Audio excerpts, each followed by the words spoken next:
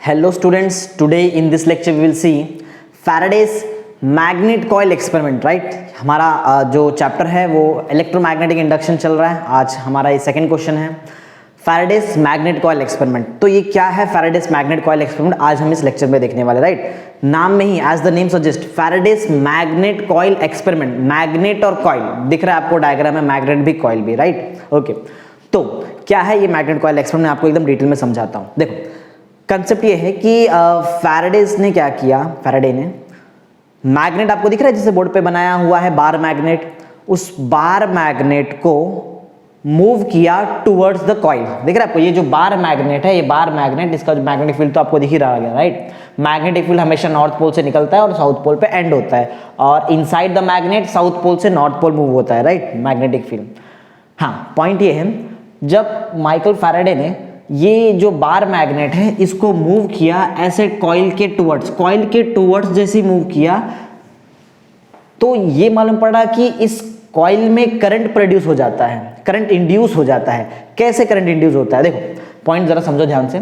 इस मैग्नेट देखो एक्चुअल में जो मैं बता रहा हूं आपको, ये प्रैक्टिकली किया गया चीज है, राइट? प्रैक्टिकली ऐसा प्रूव किया गया है, राइट? तो पॉइंट ये था कि जैसे ही मैग्नेट को हमने मूव किया टुवर्ड्स द कॉइल, इस कॉइल में एक करंट प्रोड्यूस हुआ, उस करंट जो करंट प्रोड्यूस हुआ है उस करंट को हम बोलते हैं इंड्यूस्ड करंट, राइट? और कैसे मालूम पड़ा कि इस कॉइल में करंट आ गया, देखो हमने यहाँ पे गैल्वेनोमीटर लगा के रखा है, जैसे इसने डिफ्लेक्शन दिखाया इसका मतलब ये है कि इस कॉइल में करंट आ गया है। तो पॉइंट ये है कि जैसे ही मैग्नेट को हम मूव करेंगे टुवर्ड्स द कॉइल, इस कॉइल में एक करंट प्रोड्यूस होता है, उस करंट को हम बोलते हैं इंड्यूस्ड करंट, राइट? और वो करंट कैसे इस कॉइल में आया, कैसे हमको पता चला? इस गैल्वेनोमीटर ने जब डिफ्लेक्शन दिखाया तो पता चला कि इसके अंदर, ये कॉइल के अंदर एक करंट आ गया, राइट? और ये प्रैक्टिकली की गई चीज है। पॉइंट क्लियर है? ओके, तो पॉइंट ऐसा है कि when a magnet is moved towards the coil, a current is produced in the coil, इस कॉइल में करंट आ जाता है, a current is produced in this coil, this current is called as induced current। Correct? ये point आपको दिखता होगा, यहाँ पे मैंने फर्स्ट पॉइंट लिखा हुआ है, जो मैंने बोला वही आपका फर्स्ट पॉइंट। मैंने अभी क्या बताया, when a magnet is moved या moved towards the coil, coil की टुवर्ड्स हम मैग्नेट को मूव कर रहे हैं, when a magnet is moved towards the coil, क्या होगा? A current is produced in this coil, एक इस कॉइल में करंट आ जाएगा, राइट? वो डायरेक्शन वगैरह हम बाद में देखेंगे, करंट का डायरेक्शन क्या, वो लेंस वगैरह लॉ में देखेंगे। अभी जस्ट हम यहाँ पे देख रहे हैं कि करंट आ रहा है। A current is produced in this coil, this current is called as induced current. Correct? तो ये जो पॉइंट यहाँ पे लिखा हुआ है यही मैंने आपको बताया। आई होप आपको पॉइंट क्लियर समझ में आ रहा हो। ध्यान से सुनना, जैसे ही मैग्नेट को हमने इस कॉइल के टुवर्ड्स लाया, इस कॉइल में एक करंट आया, उस करंट को हमने नाम दिया इंड्यूस्ड करंट। Point clear? अब आगे सुनो, सिर्फ ऐसा ही नहीं है कि हम जब मैग्नेट को इस कॉइल के टुवर्ड्स लाएंगे तो करंट आता है, ऐसा नहीं। माइकल फैराडे ने एक और एक्सपेरिमेंट करके देखा, मींस एक और मतलब चीज करके देखा। उसने क्या किया, इस मैग्नेट को फर्स्ट टाइम जैसे टुवर्ड्स मूव कराया था, अब सेकेंड टाइम इस मैग्नेट को कॉइल से दूर मूव करा दिया, means away from the coil. If a magnet is moved away from the coil, means recede करा रहे, पहले अप्रोच करा रहे थे अब रिसीड कर रहे हैं, right? If the magnet is moved away from the coil, यहां पे भी क्या हुआ, यहां पे भी मालूम पड़ा कि अरे इसमें फिर से कॉइल में करंट आ गया है।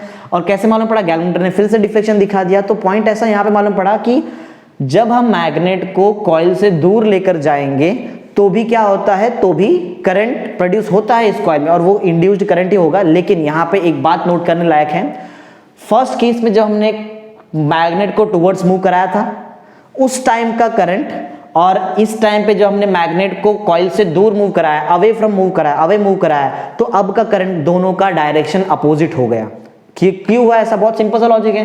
पहले अप्रोच कर रहे थे तो जो डायरेक्शन था वो था, जब इसको दूर भेज रहे हैं मींस रिसीड करा रहे हैं मैग्नेट को, तो अब जो करंट का डायरेक्शन है जो फर्स्ट केस में था उसके अपोजिट डायरेक्शन है। पॉइंट क्लियर एकदम? ओके, तो पॉइंट ऐसा है कि when a magnet is moved away from the coil, coil से दूर लेकर जाएंगे मैग्नेट को, तो क्या होगा? When a magnet is moved away from the coil, current is produced in the coil in opposite direction, right? Point clear है?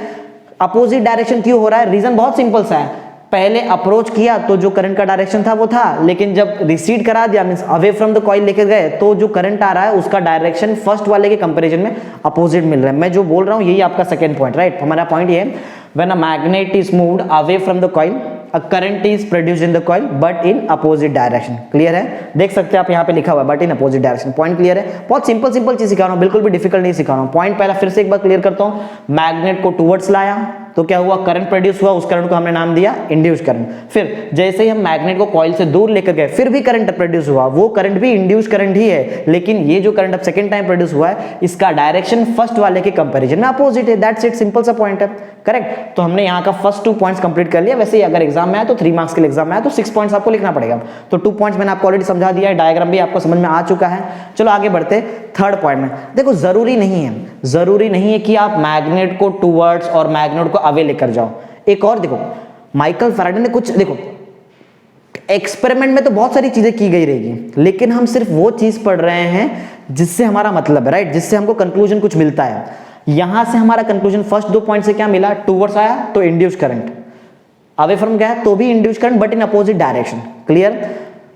तो सिर्फ मैग्नेट को टूवर्ड्स और मैग्नेट को away from the coil move करके करंट आता है, ऐसा बिल्कुल भी नहीं है। मैग्नेट को आप स्टेशनरी रख दो और इस कॉइल वाला जो सिस्टम है इसको आप टूवर्ड्स लेकर जाओ या फिर अवे फ्रॉम लेकर आओ, फिर भी इस कॉइल में आता है करंट। पॉइंट क्लियर हुआ। तो सिर्फ जरूरी नहीं कि मैग्नेट को आप मूव कराओ, आप कॉइल को भी मूव करा सकते हो, right. Instead of magnet if we move the coil towards और away from the magnet, current is still produced in the coil, right. और वो दोनों जो करंट होंगे, जब टूवर्ड्स लेके आओगे एक डायरेक्शन होगा, अवे फ्रॉम लेके जाओ कोई अलग डायरेक्शन होगा, फर्स्ट वाले का अपोजिट डायरेक्शन होगा। That's it, simple. तो पॉइंट आप देख सकते हो, मैंने यहाँ पे लिखा हुआ है। पॉइंट ऐसा है कि इंस्टेड ऑफ मैग्नेट, मैग्नेट की जगह का कॉइल को मूव करके देखो। If instead of magnet this coil is moved towards और away from the magnet, the current is produced in the coil. और ये भी इंड्यूस्ड करंट है। इंड्यूस क्यों, अपने आप आ गया ना करंट, मैग्नेटिक फील्ड ने कट किया इस मींस कॉइल को, तो मैग्नेटिक फील्ड का जो भी एनर्जी है वो करंट के फॉर्म में कन्वर्ट हो गया। ये रीजन है एक्चुअल में क्यों करंट आया। क्लियर।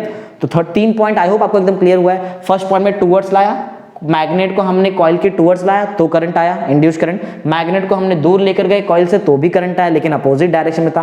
फिर थर्ड पॉइंट हमारा ऐसा कि जरूरी नहीं कि आप मैग्नेट को ही मूव करो, आप चाहे तो इस कॉइल को भी मूव कर सकते हो। इस कॉइल को टूवर्ड्स मूव करो, अवे मूव करो, तो भी इस कॉइल में आपको क्या मिलेगा, करंट। आप पॉइंट देख सकते हो, पॉइंट नंबर 3 हमारा यहाँ पे लिखा हुआ है, क्लियर पॉइंट है। If instead of magnet the coil is moved towards और away from the magnet, the current is still produced in the coil, right. और वो जो 2 अलग अलग डायरेक्शन में मूव किया तो 2 अलग अलग डायरेक्शन करंट का भी होगा। क्लियर है। तो हमने अभी तक टोटल 3 पॉइंट्स कंप्लीट कर लिए हैं। फोर्थ पॉइंट मैं आपको समझाता हूं। फोर्थ पॉइंट ये है कि अगर हम इस मैग्नेट का पोलैरिटी चेंज कर ले, मींस जब ये मैग्नेट टुवर्ड्स आ रहा है, अवे जा रहा है, तो जैसे ये पोलैरिटी आपको जैसे बोर्ड पे दिख रहा है, अगर मैं इस पोलैरिटी को चेंज कर दूं तो क्या होगा वो देखते हैं। चलो समझो, एज्यूम करो ये जो नॉर्थ पोल है वो यहाँ पे आ गया और साउथ पोल यहाँ पे, मींस मैग्नेट ऐसा हो गया है। क्लियर। अब जब मैग्नेट का पोलैरिटी अगर हम चेंज कर दें और फिर उसको हम टूवर्ड्स या फिर away from the coil move कराएं तो क्या होगा, तो भी करंट आएगा, राइट। तो भी करंट आएगा, लेकिन अपोजिट डायरेक्शन में आएगा।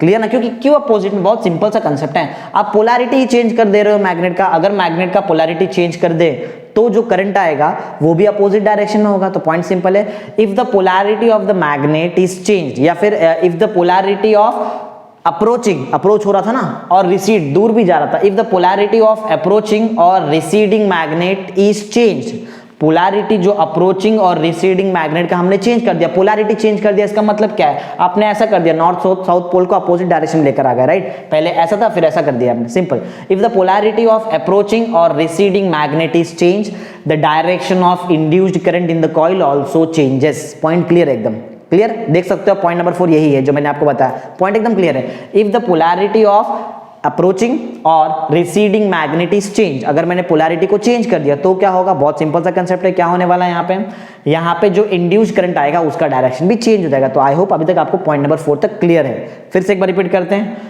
अप्रोच किया, देखो जब मैग्नेट ने टुवर्ड्स मूव किया तो करंट आया, इंड्यूस करंट बोलते हैं। जब magnet away from the coil गया तो भी करंट आया, उसको भी इंड्यूस करंट बोलते हैं, लेकिन वो अपोजिट डायरेक्शन में था।